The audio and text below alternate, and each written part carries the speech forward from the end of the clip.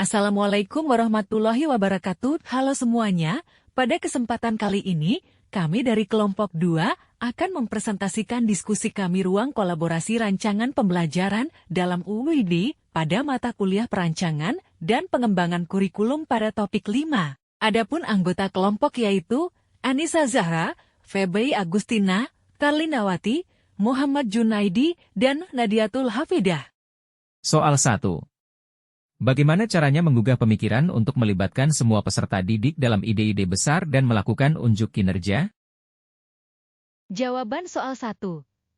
Langkah-langkahnya dapat dimulai dengan menciptakan lingkungan terbuka dan menerima di mana setiap peserta didik merasa nyaman untuk berbagi ide tanpa rasa takut. Selanjutnya, stimulasi kreativitas dapat diberikan melalui tantangan yang merangsang pemikiran kritis dan kreatif, seperti melalui metode pembelajaran aktif seperti diskusi kelompok atau proyek kolaboratif. Memberikan umpan balik konstruktif juga penting untuk membantu peserta didik memperbaiki ide dan kinerja mereka. Dorong diskusi terbuka dengan pertanyaan-pertanyaan terbuka yang merangsang pemikiran mendalam, dan modelkan kepemimpinan dengan mengambil peran aktif dalam proses pembelajaran.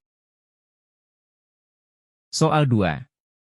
Situasi apa saja yang dapat melibatkan peserta didik untuk membuat ide-ide besar segera menarik, konkret, dan sangat penting?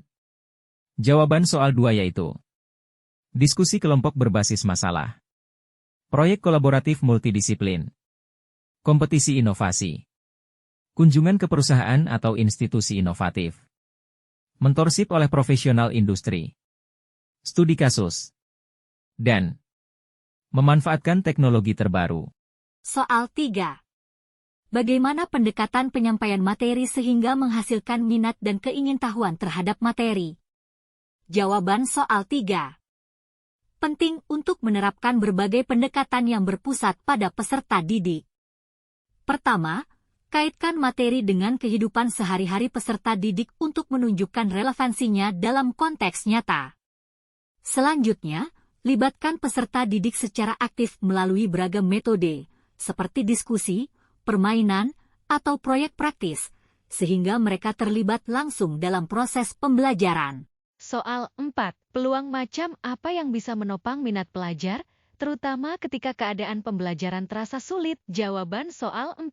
Salah satu pendekatan efektif adalah dengan menawarkan tugas atau proyek yang menantang, namun tetap dapat dicapai oleh peserta didik dengan upaya ekstra. Hal ini dapat memicu rasa ingin tahu dan semangat untuk mengatasi kesulitan. Selain itu, memberikan dukungan individual kepada peserta didik yang mengalami kesulitan juga sangat penting. Fokus pada kemajuan individual peserta didik juga merupakan strategi yang efektif, di mana mengapresiasi setiap langkah kecil kemajuan yang dicapai peserta didik dapat meningkatkan rasa percaya diri mereka dan memotivasi mereka untuk terus berusaha. Soal 5. Apa saja hambatan yang menimbulkan kecilnya pengambilan risiko, rendahnya imajinasi, dan kurangnya berani untuk mempertanyakan, dan ketidakmampuan memutuskan?